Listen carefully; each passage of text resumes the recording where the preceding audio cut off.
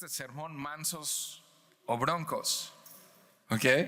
Y de repente como que quería ponerle otro título que sonara más. Y entonces, ovejas o cabras. Y de repente dije, trigo o cizaña. Y dije, pero ¿cómo se diría? ¿Sabios o ignorantes? Y no, mejor luz o tinieblas. Y de repente dije, no, un lenguaje más actual. Y dije, tóxico o bálsamo. No, pero simplemente hace una distinción entre actitudes que solemos tener. Y estoy seguro que cada uno de nosotros sabemos que la manera en la que enfrentamos la vida es directamente proporcional a nuestra fe en Dios. ¿No? Jesús dijo, por cierto, por sus frutos los van a conocer. ¿O no? Entonces sí, tiene que ver la manera en la que respondemos a cuánto conocemos de Dios y cuánto hay de Dios en nuestras vidas. Y también sabemos que en la vida no siempre salen las cosas como uno las quiere o como uno las planea. De este lado de la eternidad hay pruebas, hay sufrimiento, hay adversidades. Hace un rato orábamos los servidores y orábamos por diferentes formas en las que la prueba se puede aparecer. A veces decía alguien allí en lo material, en el trabajo, en lo laboral, a veces en lo familiar, en algún tema que tengamos en familia, a veces en la salud, en el cuerpo físico, pero a veces también podemos encontrar resistencia en la vida simplemente por nuestra fe en Jesús. Y estoy convencido, porque lo he vivido por muchos años, que cuando más queremos hacer la voluntad, cuando más queremos conocerle, van a venir más pruebas, va a venir más dificultad.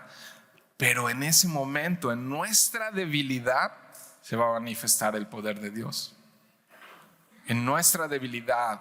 Y entonces decía Pastor Jaime que cuando somos más débiles, entre más débiles somos, escucha esto, le damos más espacio a Dios de que actúe y no al hombre, y no nuestra carne, y no es nuestras maneras, y no nuestras formas. Entre más le damos espacio, y ese espacio lo damos mostrando lo que en realidad somos, débiles, ¿no? Esto lo decía Pablo, ¿no? Entre más débil soy, así funciona, ¿no? Y en la vida no siempre salen las cosas como queremos o como planeamos. El mundo está lleno de injusticias. El mundo está lleno de maldad, ¿no? Entonces ahora nos tenemos que preguntar cómo respondemos a esas injusticias, ¿no? Porque esto revela cuánto hay del carácter de Cristo en nosotros. Y algo que no tengo que quizá recordar mucho, pero ya lo sabemos, ser cristiano no es nada fácil. Es bien difícil. Y yo les podría contar muchas historias que tengo de fracaso. Muchas reacciones y actitudes que he tenido pecaminosas, ¿no? A veces. Estaba recordando a través de este estudio, hace muchos años en la Ciudad de México iba con mis hijos, solo con mis 2 hijos. Ellos estaban pequeñitos, iban en el vehículo y alguien se me metió, se atravesó en el vehículo y no saben qué reacción tan horrible tuve. ¿Qué reacción tan horrible tuve? Sí, lo dije bien. Y entonces alcancé a la persona que se me cerró y era una persona ya de edad, ¿no? Y yo nunca le dije un insulto porque no digo insultos, groserías, pero mi actitud era de pleito, estaba encolerizado y sí, ya era cristiano. Y entonces dices, wow, ¿no?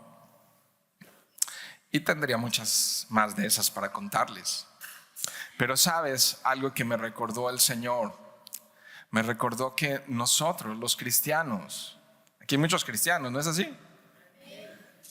Tenemos la mente de Cristo. Tenemos la palabra de Dios y tenemos su Santo Espíritu. ¿O no? ¿Lo crees? ¿Realmente lo crees? Entonces espera que podamos responder que podamos reaccionar ante las injusticias, ante las dificultades, de manera muy diferente al resto del mundo. Porque tenemos la mente de Cristo, porque tenemos su palabra, porque tenemos su Santo Espíritu. Entonces deberíamos de reaccionar diferente, ¿o no? Y se recuerdan el título de esta serie, ¿cómo vivir en tiempos difíciles? ¿Cómo vivir cuando enfrentamos pruebas y dificultades? Así es que la primera carta de Pedro, esta epístola, se dirige particularmente a creyentes. Si tú recuerdas, a creyentes que estaban sufriendo, estaban dispersos por Asia Menor, y les escribe con el fin de animarlos y de exhortarlos, está lleno de exhortaciones, a mantenerse firmes en la fe en medio de la persecución y del sufrimiento. Entonces, por eso contexto para lo que vamos a ver hoy. El gobierno y la sociedad en la que vivían era nefasta, ¿no? Estaban mal las cosas. Vaya, eran tóxicos, eran nocivos, ¿no? Y pues no es muy diferente al día de hoy, ¿no? No es muy diferente el día de hoy. Así es que sus vidas inclusive estaban expuestas al peligro y al maltrato. Y saben ustedes la historia, ¿no? ¿Qué hacían con los cristianos del primer, segundo y casi tercer siglo? ¿Qué hacían con ellos? ¿Qué tal estuvo la persecución de los primeros cristianos? Pues no, o sea, un contexto muy complejo. Sus vidas estaban constantemente expuestas al peligro y al maltrato. Así es que Pedro les escribe esta carta y les responde cómo vivir en tiempos difíciles. Y déjame hacerte con una sola oración un resumen de lo que vamos a estar viendo, de lo que hoy y las siguientes semanas para terminar esta primera carta. La respuesta a cómo vivir enfrentándonos a pruebas y dificultades es manteniéndonos en santidad en todas nuestras relaciones.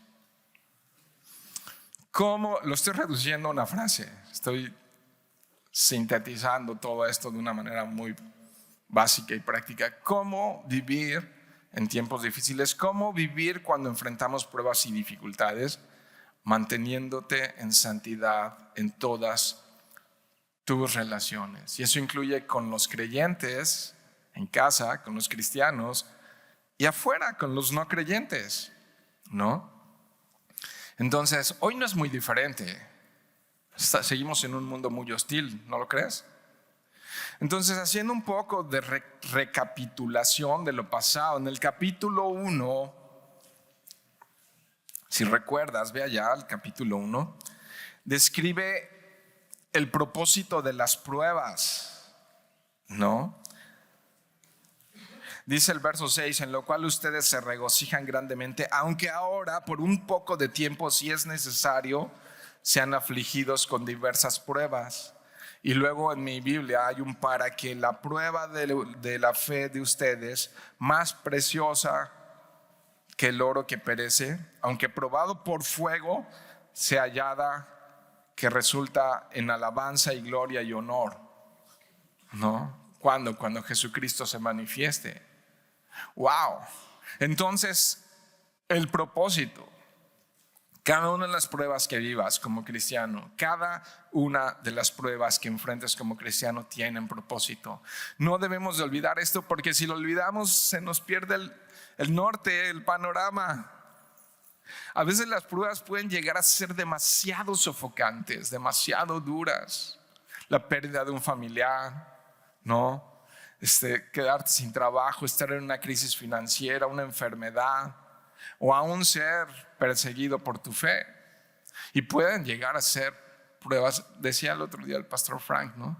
Si no estás pasando hoy por una prueba, pasarás por algunas. Eso es seguro, ¿no? Pero los cristianos, ¿cómo interpretamos esas pruebas? Tienen propósito: purificar nuestra fe, dice la Escritura. ¿No lo crees? Purificar nuestra fe. Entonces, cuando enfrento pruebas, debo estar consciente. Debo estar consciente que como creyente, el alfarero está formando a Cristo en mi vida. Qué diferencia, ¿no? De tirarme a la tragedia, de victimizarme por todas las cosas que ocurren cada día en mi vida, ¿no? O de recordar. Qué diferente es cuando volteas a ver el mundo y dices, lo está haciendo el alfarero. Lo está haciendo el alfarero, ¿no? Él está haciendo esto, está formando a Cristo en mi vida. Mira, el verso 15 les exhorta a vivir en santidad, ¿no? Entonces, ¿cómo? Manteniéndose en santidad de todas sus relaciones.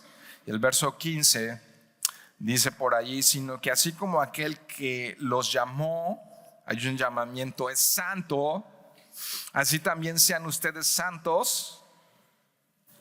Los domingos, 1:30, se les ve así con alas doradas y con aureola arriba de ustedes. Y dices, uy, qué santo, qué santa, uy, hasta te bañaste para venir, ¿no? Pero fíjate lo que dice, que seamos santos en toda nuestra manera de vivir, ¿no? Wow. De los versos 20 al 25 ahí en ese capítulo 1, entonces dice, ¿cómo vivir en santidad? Pues comenzando con los hermanos en la fe. Y lo explica, puesto que tenemos una simiente incorruptible, ¿se acuerdan? Allá por el verso 22, ¿no? Por el verso 23 y 22 y 23, ¿no? Cómo empieza a hablar como toda carne es como hierba, pero también nos habla de que tenemos una simiente en el 23 incorruptible, ¿no? Incorruptible. Tenemos una simiente incorruptible. Entonces nos está diciendo ahí que tenemos vida eterna y deberíamos de tomar decisiones basadas en esa nueva simiente, en esa nueva semilla, en ese nuevo nacimiento, ¿no? En el antes y después. Ya no somos tinieblas, somos luz, por lo cual debemos de comportarnos como hijos de luz y no como hijos de las tinieblas, ¿o no? Eso es lo que está argumentando Pedro. Eso es lo que está argumentando, que tenemos que tener una sana relación con nuestros hermanos en la fe, puesto que tenemos una simiente incorruptible. Ahora en el verso 17, sigo ahí en el capítulo 1, me regreso un poquito, en el verso 17, y dice, y si invocan como Padre a aquel que imparcialmente juzga según la obra de cada uno, condúzcanse con ¿qué? Con temor durante todo el tiempo de su peregrinación. Entonces, condúzcanse con temor. Wow, condúzcanse con temor. Dice el 17, a aquel que imparcialmente juzga. Entonces, ¿qué característica de Dios podemos ver allí? Dios es imparcial, pero Dios es juez. Dios es juez. Amén. ¿Lo crees? Porque hay un juez que no es humano, es Dios, al cual debemos de temer, ¿no? Hay un juez que no se le pasa una, ¿no? En el verso 18, ustedes saben que no fueron redimidos de su vana manera de vivir, heredada de sus padres como perecederas, como oro o plata, ¿no? Sino con sangre preciosa como de un cordero sin mancha, ¿no? Wow. Fíjate todo el contexto de lo que estamos viendo aquí, ¿no? Hemos sido redimidos por su preciosa sangre. ¿Eres tú? redimido por su preciosa sangre. Sí, ¿eres tú? Entonces, si eres tú, por esa razón, los cristianos pensamos, actuamos diferente al resto del mundo en toda nuestra manera de vivir. Por esa razón no pensamos igual que los demás, porque los demás no tienen la mente de Cristo, porque los demás no tienen el Espíritu Santo, porque los demás no tienen la palabra de Dios. Amén. Entonces no nos dejamos llevar por todas las corrientes de este siglo, sino que tenemos parámetros, tenemos al Espíritu Santo, tenemos la palabra de Dios. Ahora, entonces, santos en toda nuestra manera de vivir. Y en el capítulo 2, Pedro está exhortando a madurar por medio de la palabra y usó varias metáforas. Una de la leche espiritual no adulterada, ¿se acuerdan? Que deseemos la palabra de Dios. Entonces, ¿cómo madurar y cómo crecer en la fe? ¿Qué necesitamos? Palabra, necesitamos Biblia. Lava nuestra mente, transforma nuestro corazón, sana nuestro corazón, corrige nuestras ideas, nos da sabiduría, nos llena de sabiduría. Ese efecto tiene la palabra. Es lo que él está argumentando Pedro, ¿no? O sea, maduren por medio de la palabra. ¿Cómo? Vivan como piedras vivas, ¿no? Desechando toda malicia, dice ahí el capítulo 2. Pero también dice algo bien interesante al final del 3. Ve al 3. Estoy en el 2:3. Si es que, es una condición, han probado la bondad del Señor. Entonces deberíamos de relacionarnos diferente con todos, los de casa y los de fuera de casa, si es que hemos probado la bondad del Señor, ¿no lo crees?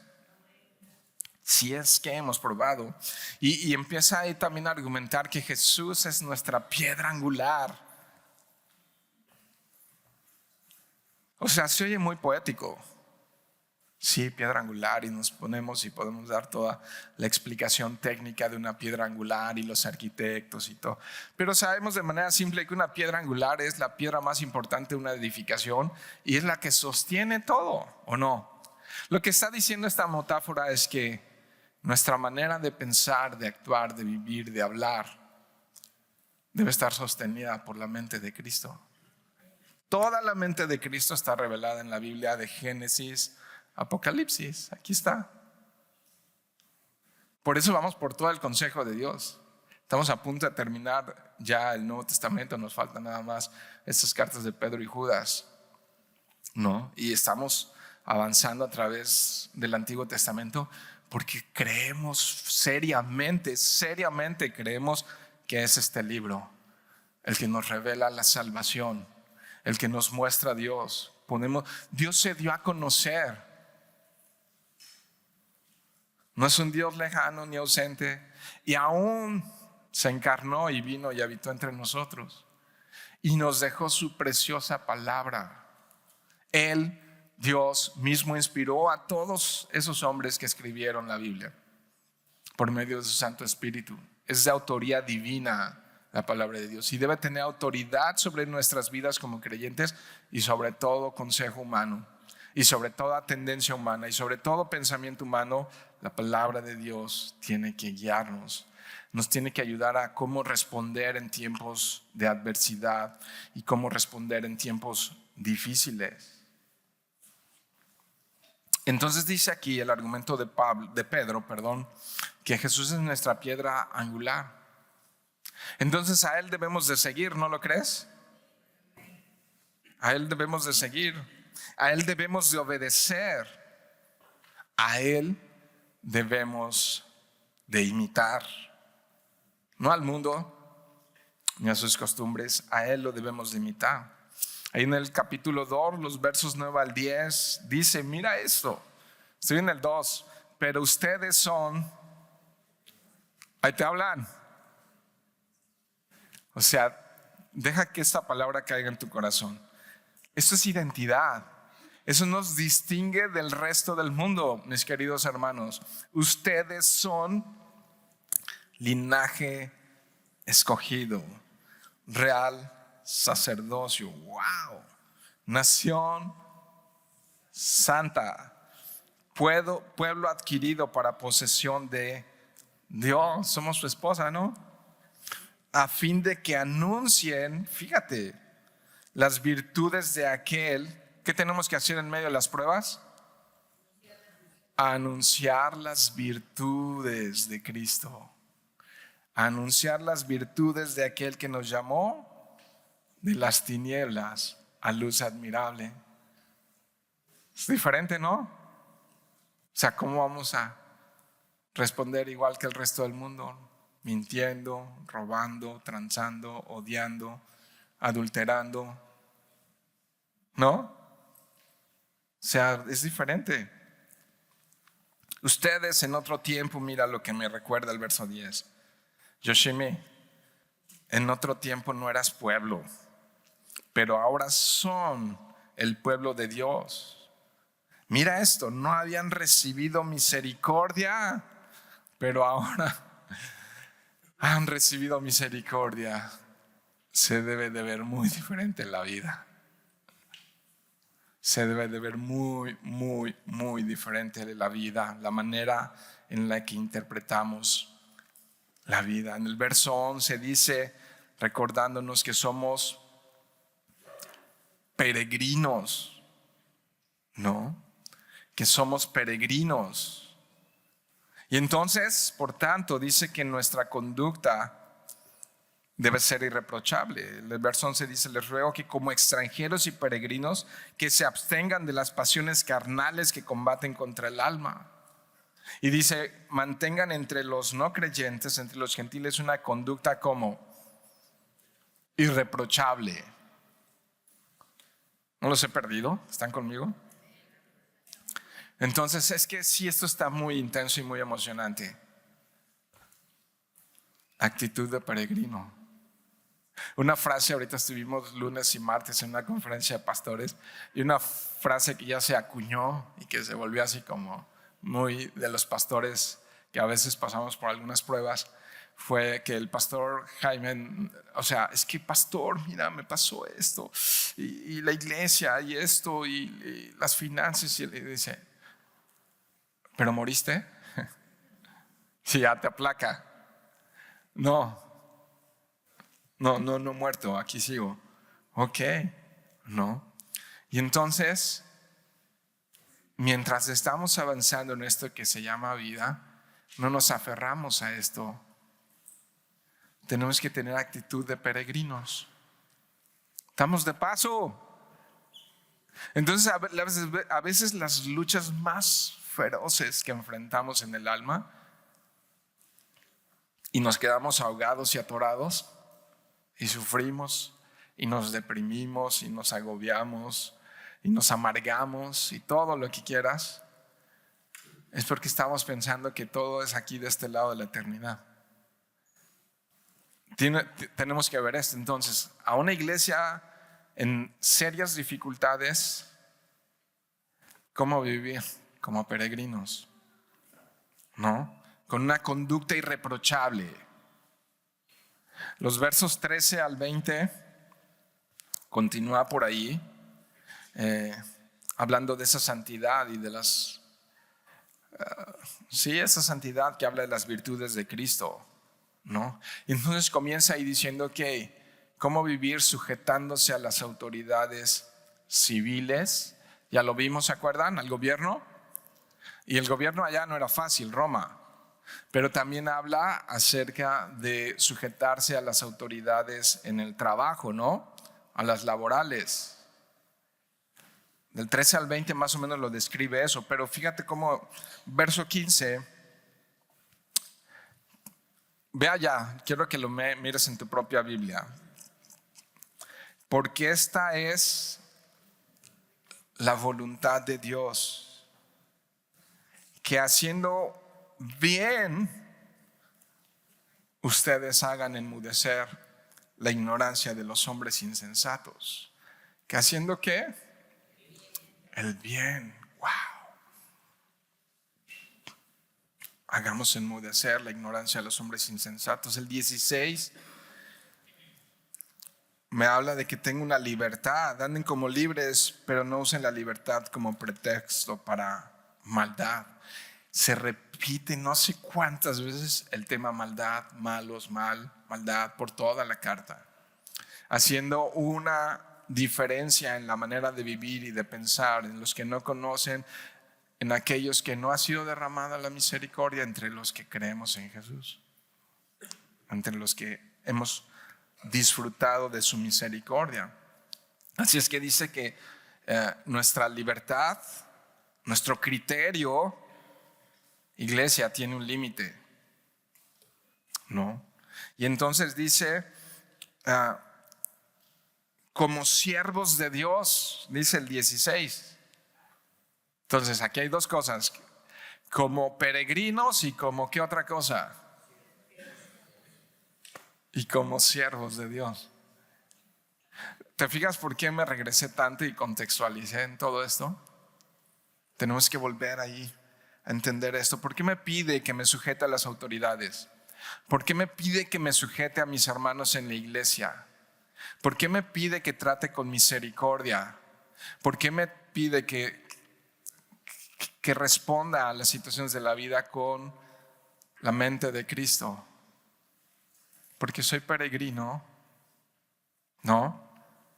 Y porque soy siervo de Dios. Aquí la idea es esta. Bíblicamente, no voy a profundizar mucho, no es el tema, pero hay de dos sopas. O eres esclavo del pecado, es decir, esclavo de Satanás, y obedeces sin darte cuenta a todas las pasiones pecaminosas y vives pecando sin freno, o has sido trasladado de las tinieblas al reino de luz, has sido comprado con su preciosa sangre, y eso cambia toda la historia. Y entonces, como siervos de Dios, y Satanás es un amo cruel y destructivo, y está ahí acechando y preparando destrucción para aquellos que no temen a Dios. Pero Dios, nuestro Señor, es un amo bueno, sin medida, clemente, misericordioso, lento para la ira. Dios es bueno sin medida. Entonces, o eres de la luz o eres de las tinieblas. O tienes un amo que es el diablo, o tienes un amo que es nuestro Señor Jesucristo. Entonces esto cambia. A ver, espérame. Mis pasiones las tengo que sujetar a mi jefe, como siervos de Dios. Entonces no todo está aquí. No se acaba aquí la cosa. Peregrinos, amén. Dos cosas, peregrinos y siervos, ¿no?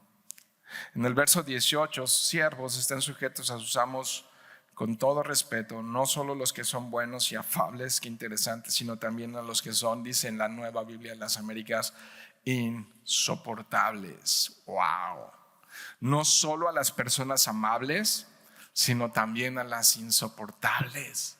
¿Hay de esos en tu vida? No, soy yo.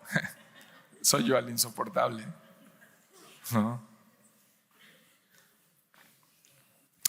Vayan en sus Biblias a Lucas. Dice Jesús, mira, tratar bien a los que te hacen el bien, hasta los ateos, ¿qué tiene de chiste? Si me trata bien. Y algunos han acuñado más frases del mundo que las de la palabra de Dios y dicen, si me tratas bien, te trato bien. ¿O no? Como me trates, te trato. ¿No? ¿Matrimonios? ¿Alguien ha dicho eso? No, aquí no. Ok. Es que están en santidad. ¿Qué chiste tiene tratar bien a los que te tratan bien? ¿Qué de mérito, qué de extraordinario tiene? Mira, Lucas 6, 26. No, desde el 27, vamos a leer rápido. Dice, pero ustedes los que oyen les digo, amen a sus enemigos, hagan bien a los que los aborrecen. Yo quisiera arrancar esta página de la Biblia, pero está allí. Y además Jesús la enseñó. Dice el 28, bendigan a los que los maldicen, oren por los que los insultan. Al que te hiera en la mejilla, preséntale también la otra. Y el que te quite la capa, no le niegues tampoco la túnica. Todo el que te pida, dale. Y el que te quite lo que es tuyo, no se lo reclames. El verso 31, ahí está esto, mira el 31. Así como quieran que los hombres les hagan a ustedes, hagan con ellos de la misma manera. Aquí es donde muchos decimos, ya no juego, denme mis canicas. En esta cultura y en esta sociedad pro derechos, ¿o no? Eso se ha metido hasta el tuétano de nosotros. Está en nuestro ADN emocional, ¿o no? ¿Cuántos de nosotros nos educaron en casa así? No te dejes. Si te pega, responde. ¿No? Y algunos hemos visto hasta videos de esto de, si de casualidad me entero que te dejaste, yo también te voy a dar a ti. Así es que te me defiendes. ¿No? ¿Sí? ¿O no?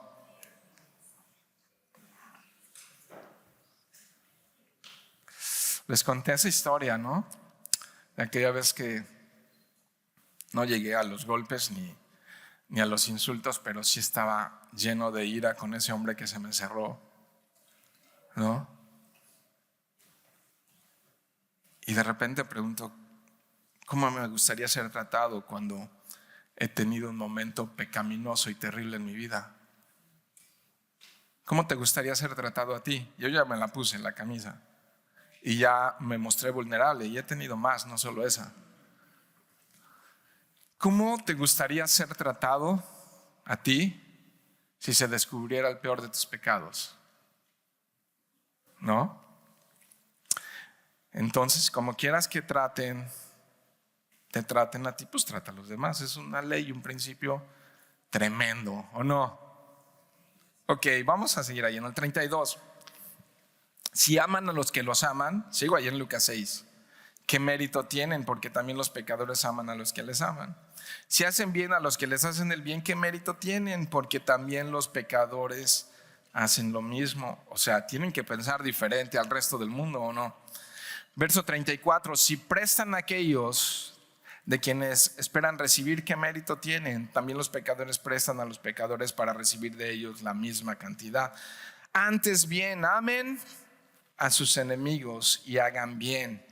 Y presten, no esperando nada a cambio. Y su recompensa será grande y serán hijos del Altísimo. ¡Qué tremendo! Porque Él es bondadoso para con los ingratos y perversos. ¡Wow! A lo único, y yo sé, muchos se pueden molestar y no venir el próximo domingo y no pasa nada. Pero a lo único que teníamos derecho es a la muerte. Después del Edén.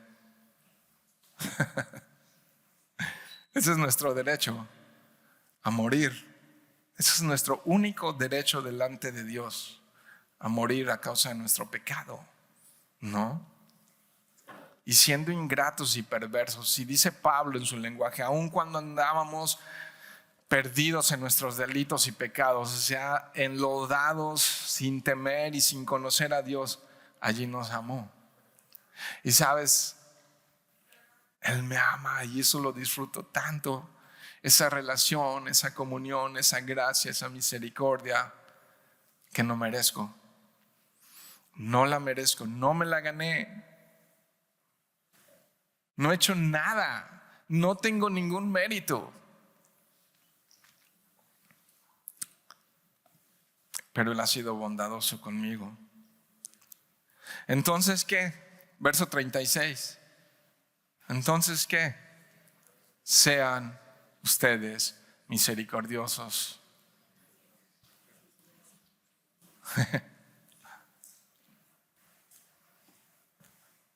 Podríamos cerrar nuestras Biblias y ya irnos. Aunque va a seguir poniendo ejemplos, Pedro. Sean misericordiosos. Cambia tu corazón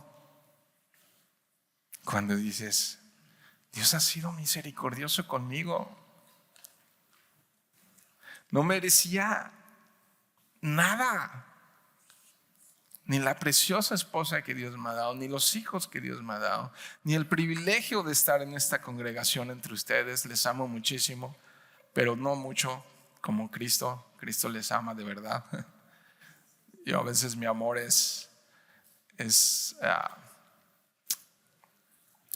no es perfecto. El amor de Él es perfecto. Y gracias Dios por todo esto, ¿no? Pero nada de esto merezco ni mereces, mi querido hermano. Esta carta es para los cristianos. No es para todos. Algunos pueden decir, ok, si no hay derechos humanos en Calvary Norte, me voy. Es que es súper difícil ser cristiano. Porque nos está diciendo aquí Jesús encarnó la misericordia, ¿no? Cristo encarnó la mansedumbre. Cristo encarnó la bondad. Ese es el Dios al que seguimos y creemos. No ha caído su juicio sobre nosotros. Ha sido misericordioso, ha sido bondadoso. Cristo encarnó la mansedumbre. Más adelante dice Jesús, aprendan de mí, que soy manso y humilde de corazón, y hallarán descanso para sus almas. Wow. A veces no lo creemos tanto. A veces no lo creo tanto. Y cantamos mucho de Cristo, ¿no? Y yo anhelo parecerme más a Cristo. Pero aquí hay una oportunidad. Sean misericordiosos como Cristo es misericordioso, ¿no? Si Él es así, ¿cómo deberíamos de ser sus servidores? Ahora, en el capítulo 3, Pedro expresa, ya habló de santidad, expresa cómo se refleja esa santidad en la relación entre esposos y esposas, ¿no? Y ya fue abundante del verso 1 al 7, 8, por ahí luego siguió un poco más Rubén, pero fue así como, ok, si todo esto es real en tu vida, entonces esposas, sujétense a sus esposos. ¿Sí? Ya lo habló en el gobierno, ya lo habló en lo laboral, ¿no? Y ahora en la familia, y dice, esposas, sujétense a sus esposos, así como Sara a Abraham, que aún le llamaba esposo, ¿no? Y entonces, aún le llamaba Señor, ¿no? Y entonces algo, ¿neta? No, esto es ser cristiano, no. Va en choque con lo que dice el mundo, ¿o no?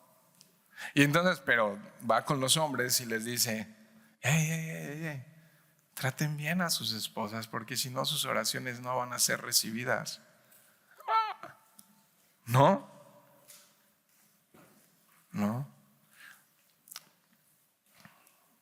Aun si el cónyuge no es creyente, ¿no? Aun si el cónyuge no es creyente. Ahora, en el verso 8, yendo hacia adelante, dice, en conclusión, sean todos de un mismo sentir. No sé cómo dice en Reina Valera, pero está usando un lenguaje para decir, ok, ahí les va un micro resumen hasta aquí, ¿no? Dice, en conclusión, sean todos de un mismo sentir, compasivos, fraternales, misericordiosos y de espíritu humilde, ¿no? Entonces, mansos o broncos, ¿no? Mansos o broncos. Otra vez Aquí la exhortación está como iglesia, como parte del cuerpo de Cristo. Y la unidad y la armonía son esenciales entre nosotros, los creyentes. Jesús también, está registrado en el Evangelio de Juan, dice, escucha esto, iglesia, escúchalo con atención. Escucha esto, por favor. En esto conocerán que son mis discípulos. El mundo va a conocer, los que están allá afuera y no conocen de la bondad de Dios, no conocen de la misericordia de Dios, se van a dar cuenta de esa bondad por la manera en la que convivimos los creyentes, los cristianos. En esto conocerán todos que ustedes son mis creyentes. ¿Dice así? No, discípulos. En esto conocerán que son mis discípulos si se aman los unos con los otros. Entonces sí, a los que vienen aquí en domingo y así en las reuniones, la manera en la que les servimos y les amamos es una manera muy útil de que los demás vean que Cristo mora en nosotros. Pero abundando más en ese verso 8, dice mismo sentir. Y yo me imagino ahí como un gran coro cantando con diferentes voces, unos primera voz, otros segunda voz, pero la misma canción, ¿o no? Y la canción se llama Cristo. Como un cuerpo en el cual todos somos diferentes miembros, pero llevando el mismo ADN de Cristo en nosotros.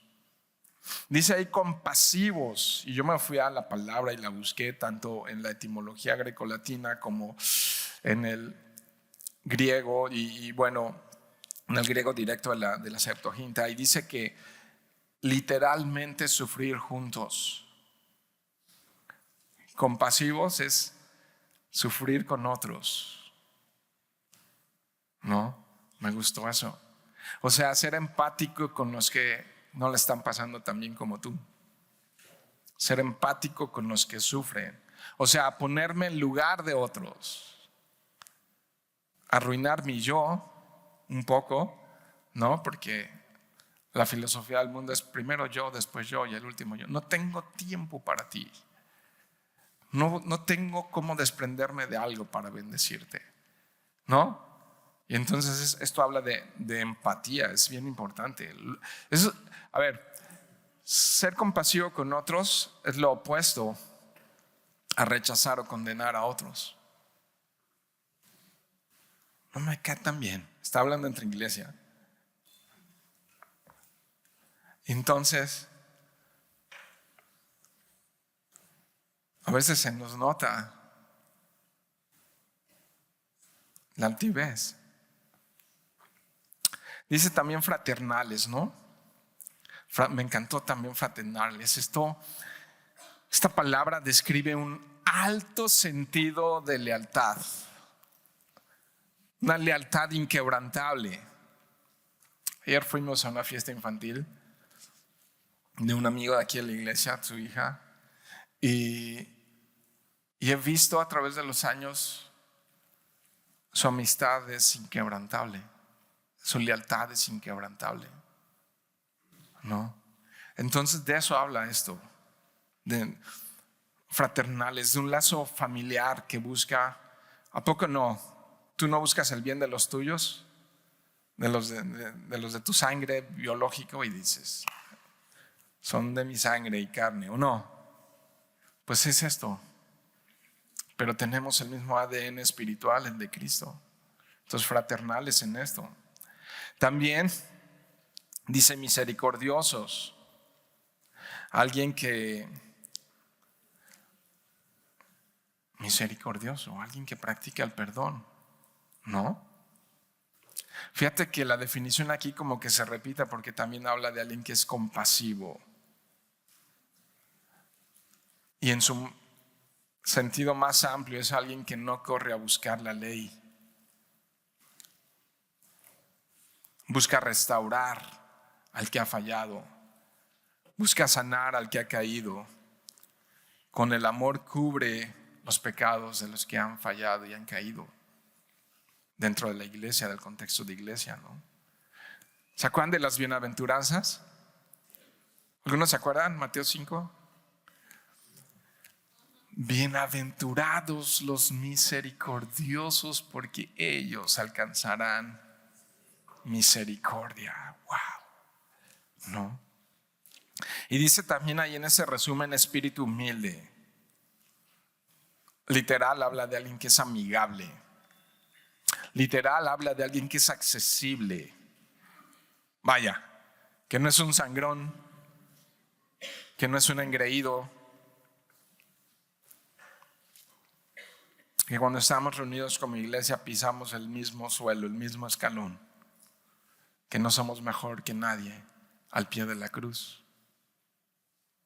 Eso es espíritu humilde. Eso es espíritu humilde. Entonces, mansos o broncos. Y el verso 9 dice, cobra sentido con todo el contexto, no devolviendo mal por mal, insulto por insulto, sino más bien bendiciendo. Y aquí viene un porqué de los varios porqués, aunque en ciertas traducciones usa otra palabra, pero bien lo define en Nueva Biblia de las Américas como un porqué, porque fueron llamados con el propósito, o sea, quizá en Reina Valera viene para, ¿no? Pero aquí es con el propósito. El para, es decir, tiene un propósito. ¿Para qué? O sea, hay un propósito. Para heredar bendición. Y ya hablé de esto, pero sí, es que muchos fueron educados con la ley del talión. Ojo por ojo, diente por diente. No, defiéndete, no te dejes, reclama, responde. El desafío más grande para amar a otros es cuando nos hacen mal. Es un desafío, ¿no? Es un desafío. En esos momentos difíciles, cuando salgas de aquí y te enfrentes a esas situaciones terribles e injustas, no somos llamados a devolver mal por mal, sino a bendecir. No es mi idea, está en la Biblia. Está en la Biblia. Vayan Romanos 12, por favor. Verso 16.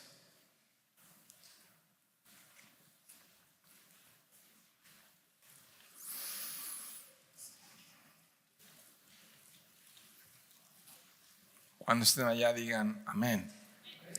Ya están, ok, vamos. Unánimes entre ustedes. Otra vez, ¿no? Lo mismo, de un mismo sentir. ¿Qué más? No altivos, ok, humildad, sino asociándonos con los humildes, ¿no? Contágiate de ellos. No sean sabios en vuestra propia opinión. No paguen a nadie mal por mal. Procuren lo bueno delante de todos los hombres. No se venguen por ustedes mismos, amados míos, sino dejen lugar a la ira de Dios, porque escrito está: mía es la venganza, yo pagaré, dice el Señor. ¿Vamos a usurpar el lugar de Dios? ¿O qué hacemos con este pasaje? Verso 20, así que si tu enemigo tuviere hambre, ay, yo no quiero hacer esto, pero bueno, ayúdame, Señor, dale de comer. Si el que te está queriendo fastidiar la vida y hacer el mal te pide agua, dale de beber. Pues haciendo esto, ascuas de fuego, carbones encendidos pones sobre su cabeza. Y dice el verso 21, esto lo tuiteé y puse ahí en algunas redes. Verso 21, escucha, iglesia, no seas vencido de lo malo. ¿Cómo vamos a vencer? Haciendo el bien. ¿O no? Vence con el bien, el mal. Entonces, ¿checaste por qué? Porque somos diferentes. En el contexto, yendo hacia atrás, porque somos nación santa, pueblo adquirido por Dios, real sacerdocio, ¿no? Y esta carta ha sido enfática en que somos herederos de una gran bendición que está reservada no aquí, sino en los cielos para nosotros. Y entonces sí tenemos que recordar que nuestros derechos los ganó Cristo. Y otra vez que somos peregrinos con propósito, que somos siervos del gran rey, ¿no? Entonces nuestros propósitos en esta tierra son distintos. La reacción natural que tenemos ante la hostilidad es la represalia, ¿no? Y por eso tenemos una guerra en Ucrania con Rusia. Y por eso tenemos una guerra en Israel con el resto del Medio Oriente, ¿no? Un grupo le hace mal a uno y el otro se venga, ¿no? Y las luchas entre el narcotráfico y todo eso. Solo el amor de Jesús en nuestras vidas puede hacer que tratemos de esta manera a nuestros enemigos. Y si buscamos venganza por nosotros mismos, no estamos mostrando a Cristo. Necesitamos romper con ese ciclo de... Y sí, mira, esto es así. Tenemos deseo de justicia y tenemos deseo de venganza que no está en nuestras manos. De este lado del mundo caído siempre va a haber ese deseo de justicia porque vivimos en un mundo caído e injusto. Y la Escritura me dice esto, ¿no? Que Él se va a encargar. Entonces, mansos o broncos. Ahora, lo que sigue, ya para terminar, está citando, como ya lo dije, literal, el Salmo 34, de los versos 12 al 16, es lo que viene ahí. Si tienes una Biblia, Nueva Biblia de las Américas, notarás que en la Nueva Biblia de las Américas está con mayúsculas. Siempre que los autores citan algún pasaje del Antiguo Testamento, lo ponen en mayúsculas en esta traducción. Pero yo quiero leerles un verso antes de esto que citó Pedro, solamente el verso 11, Salmo 34. No lo busquen por cuestión de tiempo, nada más miren en sus pantallas. Y dice el verso anterior, dice: venid, hijos, oídme. ¿No? Entonces pongan atención. ¿Qué cosa? Les voy a enseñar el temor de Dios. Ok, ¿no? El Salmo 34 está clasificado como un salmo de sabiduría. Es un salmo que trae sabiduría. Óiganme, les voy a enseñar el temor a Dios. Y aquí en lo que continúa, en los siguientes versos que ya cita Pedro, hay dos cosas que podemos observar rápidamente: promesas y mandamientos. Promesas y mandamientos. Los que estudian escuela de ministerio, método inductivo, aquí hay aplicación, aquí hay promesas y aquí hay mandamientos. Dice el verso 10, dice: el que desea la vida, amar y ver días buenos. ¿Cuántos hay aquí de esos? Refrene su lengua del mal y sus labios no hablen engaño, ¿no? Entonces aquí es una promesa. Una promesa de que me vaya bien. Pero hay una condición para que me vaya bien. Tengo que cuidar lo que hablo. Aquí hay una promesa con una condición. Si quiero que me vaya bien, tengo que cuidar cómo me expreso. ¿No? Mis labios bendicen o mis labios maldicen. Mis labios edifican o mis labios destruyen. Mis labios unen o mis labios dividen. En un buen sentido, con mis palabras puedo alejar a las personas de Cristo y con mis palabras puedo ganar aún a mis enemigos para Cristo. ¿O no? ¿Mis palabras traen paz o traen guerra? ¿Soy pacificador o soy peleonero? ¿No? Y a lo mejor algunos deberían decir: era, pero ahora en Cristo ya no soy. Era reactivo, pero ya no. Y vuelvo, no lo busquen, se los leo, bienaventuranzas. Dice bienaventurados, nada más desde el verso 5, bienaventurados los mansos, porque ellos recibirán la tierra por heredad. Bienaventurados los que, fíjate esto, tienen hambre y sed de justicia, porque ellos serán saciados. Ya leímos, bienaventurados los misericordiosos, porque ellos alcanzarán misericordia. Bienaventurados los de limpio corazón, porque ellos verán a Dios. Bienaventurados, ¿qué dice el último? Bueno, no, es el último de los que yo puse, hay otro más, pero aquí me quedo. Bienaventurados, iglesia, los pacificadores, porque ellos serán llamados hijos de Dios. Tan tan. Así, nuestros labios reflejan nuestro corazón. Santiago, ustedes conocen, lo estamos comenzando a estudiar con los jóvenes los sábados. Santiago, Jacob, hermano de Jesús en la carne, biológicamente hermano de Jesús, recibe una transformación después de haber negado a Jesús y escribe esta carta poderosísima, práctica, útil para todos los cristianos de toda la época. En el capítulo 3, en el verso 10 dice: de una misma boca proceden bendición y maldición. Hermanos míos, esto no debe ser así. ¿Acaso alguna fuente hecha por una misma abertura agua dulce y amarga? Hermanos míos, ¿acaso la higuera puede producir aceitunas o la vid higos? Así también ninguna fuente puede dar agua salada y dulce, ¿no? En esto conocerán que son mis discípulos, por sus frutos los conocerán. Entonces, tengo que ser extremadamente cuidadoso en cómo me comunico. Hay muchas formas de comunicarme. En texto me puedo comunicar, en cartas me puedo comunicar verbalmente, me puedo comunicar gesticulando, ¿no? A veces puede haber una cara de aprobación o de reprobación con una cara sin expresar sonido alguno, ¿no? Angustia, temor, todo eso lo podemos expresar de muchas maneras, ¿no? Entonces yo tengo que ser muy cuidadoso. ¿Qué hago? Verso 11.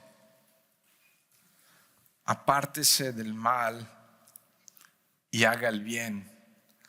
Busque la paz y síguela. ¿Cuál es la instrucción? ¿Cuál es el mandamiento? Primero, apártense del mal, ¿no? Si con lo que Pedro ha dicho hasta este momento, de someterse y de actuar diferente al resto del mundo, hemos dicho, sí, esto ya lo entendí entonces, pero estaba actuando mal, es un llamado al arrepentimiento. Apartarnos de las malas acciones y entonces a buscar la paz en todas nuestras relaciones, aunque sea con un gobierno incrédulo, aunque sea con un jefe malo, aunque sea con un cónyuge, aunque sea con un hermano difícil, ¿no? Busque la paz y sígala. Busque la paz y sígala. Pacificadores. La instrucción es muy clara, el mandamiento es muy claro: ser un pacificador y no un alborotador. Ahora, si yo busco la paz, la sigo. Si yo hago esto, veré días buenos. Entonces, ¿qué está implícito en esta promesa? Que si no lo hago, ¿qué veré? Días malos. Y el pecado nos alcanza. Y el pecado cobra factura. Y si no lidiamos con nuestras actitudes en el corazón, el pecado nos va a alcanzar. Y de repente estamos en amargura de espíritu. Y de repente estamos en 1000 situaciones porque no hemos permitido que el Espíritu Santo de Dios, su palabra, actúe en nosotros. Nos hemos resistido. Así es que mansos o broncos, no. Verso 12 es ahí donde cierra esto hasta el día de hoy. Porque los ojos, o el segundo, ¿por qué? Razón, propósito, ¿sí? Porque los ojos del Señor están sobre los justos y sus oídos atentos a sus oraciones. ¿Cuántos dicen amén? Pero, ¿no? Y así como decía Jordan el miércoles, pero el rostro del Señor está contra los que hacen el mal. ¿Quién quiere esto? ¿Quién quiere tener de enemigo a Dios? ¿Viste por qué vimos contexto hoy? Era súper importante. ¿Por qué me estás pidiendo que me someta? ¿Por qué esto? ¿Por qué tengo que tratar? ¿Por qué? ¿Por qué? ¿Por qué? Porque los ojos del Señor están sobre los justos y sus oídos atentos a sus oraciones. Esa es la razón. Ahora sí es interesante, es Pedro. ¿Se acuerdan del buen Pedro? ¿Ha habido una transformación o no en su vida? Pedro ahora es un maestro de la palabra de Dios. Tanto así que está citando literalmente este bello Salmo 34. Ya es un maestro de la palabra de Dios. Y esto es palabra de sabiduría. Esto es palabra de sabiduría. Entonces, ¿qué dijo el verso anterior a esto? Les voy a enseñar el temor a Dios. ¿No? El temor a Dios tiene su raíz en la acción, no en los sentimientos religiosos, porque podemos ser muy religiosos y orar por los alimentos en nuestra casa, pero necesitamos que estos principios gobiernen nuestro convivio con los cristianos y con los no cristianos. El temor a Dios guía nuestra acción, no nuestra religiosidad. O sea, las apariencias. ¿Hipócrita yo? No, yo no soy hipócrita. Pero si estos principios no están aquí, entonces soy un religioso. David describe el temor a Jehová, ¿no? El temor a Jehová. Teman a Dios. Temer a Dios es hacer lo correcto, ¿no? Temer a Dios implica obediencia, ¿no? Y hay promesa que Dios va a responder a nuestras oraciones. Yo he visto responder las oraciones de Dios y anhelo que Él siga escuchando mis oraciones y deseo que mi pecado no estorbe las oraciones. Estás orando por un hijo, por un familiar, por un hermano, por finanzas, por salud, ¿por qué cosa? Yo quiero que mis oraciones lleguen al cielo. No. Pero el texto de hoy me dice que sus oídos están atentos cuando camino en obediencia. No. Y me llena de terror pensar que su rostro se esconde con los que desobedecen. O sea, está fuerte lo que dice el Salmo, porque entonces no hay bendición. Y entonces tengo que escoger si voy a ser manso o bronco. Tengo que escoger.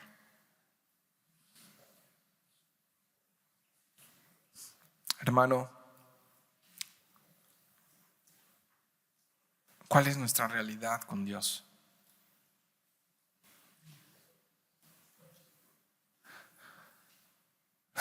¿Cómo respondemos a este mundo súper injusto que nos rodea? Quiero terminar con lo que comencé. Los cristianos ahora tenemos la mente de Cristo. Los cristianos ahora tenemos la palabra de Dios.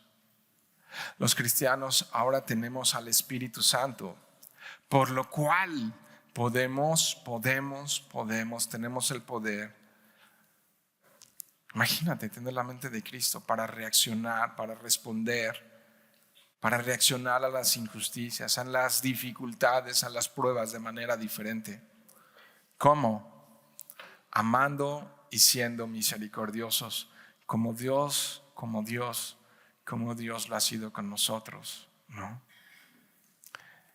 Sus promesas son fieles.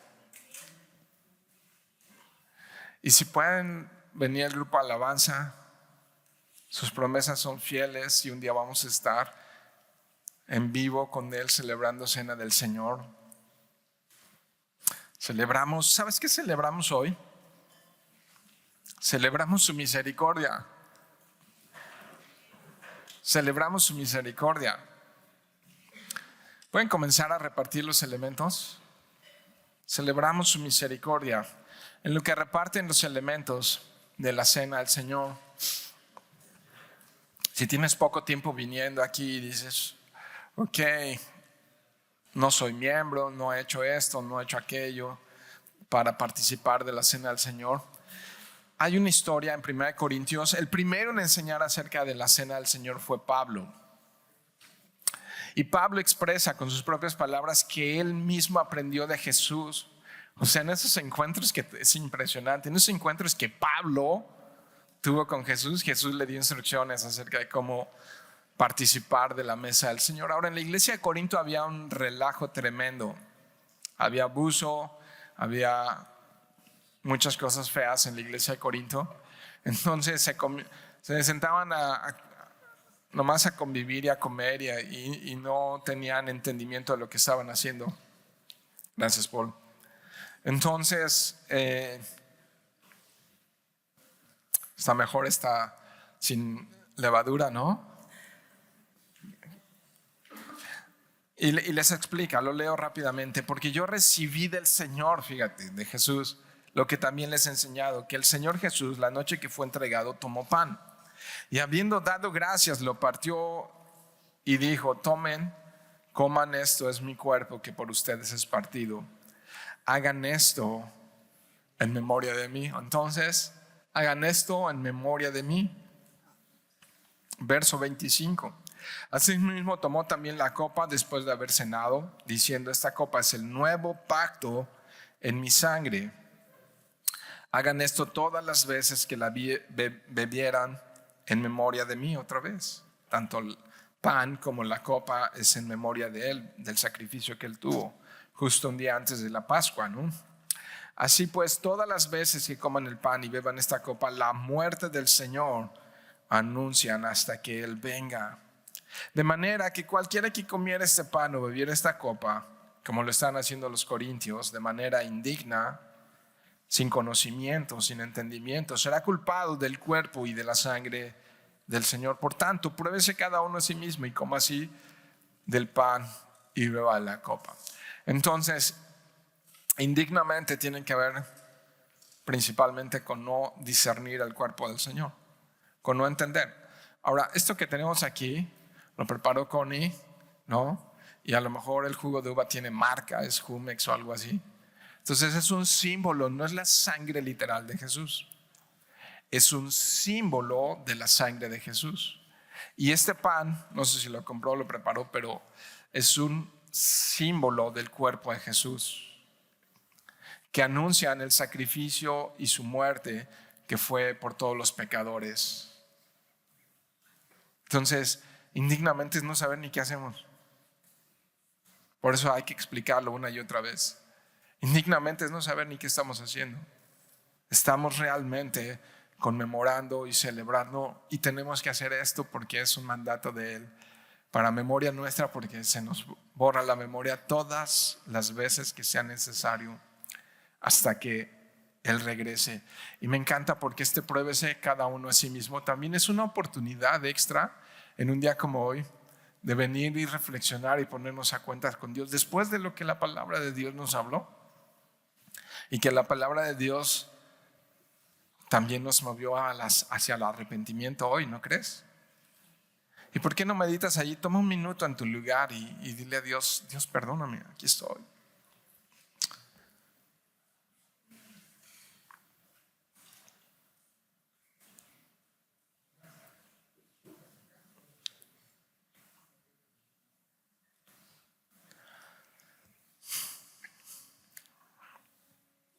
Sí, mi Dios, una vez más venimos a buscar misericordia delante de ti.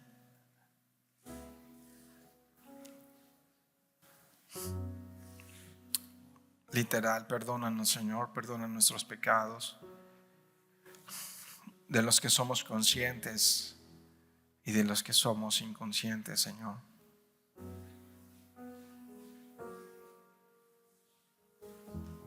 Queremos ser mansos y no broncos, Dios.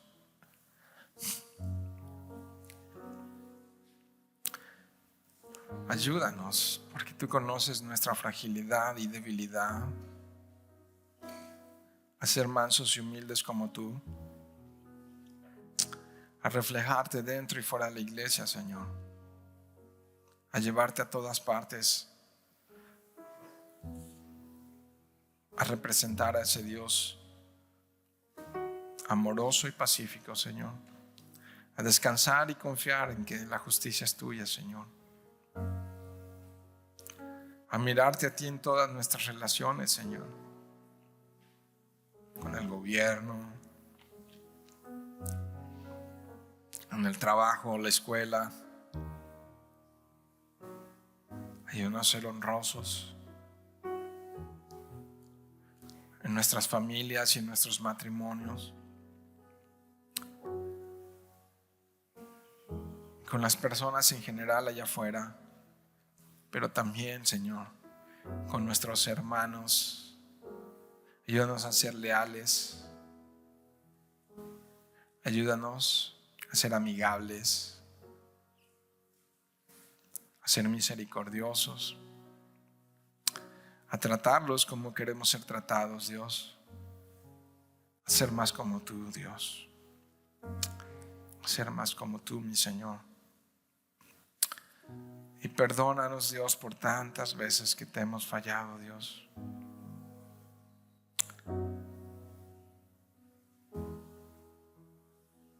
Que tu palabra que hoy escuchamos encuentre buena tierra, Dios. Y tú puedas grabar esto en nuestros corazones, Dios, y que tus ojos estén atentos a nuestras oraciones. Mi clamor es por esta iglesia. Mi clamor es por mi familia. Mi clamor es por Mérida y por este país, Dios. Mi clamor y mi deseo, Señor, es que podamos alcanzar al perdido.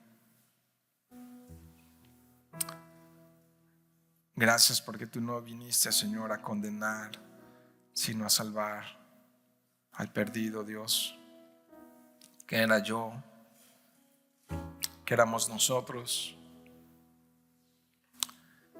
Gracias por derramar tu sangre en esa cruz, Dios, y sufrir de esa manera, Señor, que ni siquiera alcanzamos a comprender. Toda la injusticia cayó sobre ti, Señor, siendo tú bueno, siendo tú sin pecado, sin haber cometido ningún mal, ningún delito, Señor. Cargaste nuestro pecado, Dios. Llevaste el castigo sobre ti, Señor. Obediente hasta la muerte y muerte de cruz, Señor. Wow. No lo alcanzamos a comprender, Dios. Pero un día, Señor, ahora miramos por espejo, pero un día, Señor, será claro todo, diáfano, entendible, y te veremos cara a cara. Y aún la sangre de los mártires, Señor, que están debajo del altar clamando por justicia, recibirán justicia, Dios. Un día tú restaurarás todas las cosas, Señor, y hoy celebramos que un día, Señor, tú vendrás y volveremos a sentarnos a tu mesa y partiremos el pan y el jugo de la uva y recordaremos hacia atrás, Dios, tu sacrificio, tu muerte, tu victoria sobre la muerte, tu resurrección, y cómo fuiste glorificado y puesto en lo más alto. Eres precioso, Jesús. Eres glorioso, Señor. Eres precioso y eres glorioso, Señor. Ayúdanos, Señor, al salir de aquí a glorificar tu nombre también, aun con nuestras palabras, con nuestros hechos. Ayúdanos, Señor. Ayúdanos, Señor, que seamos luz, que seamos trigo, que seamos mansos, Señor, que seamos bálsamo, que seamos pacificadores, Dios, porque eso te agrada a ti, Dios. Ayúdanos en el nombre de Jesús. Amén.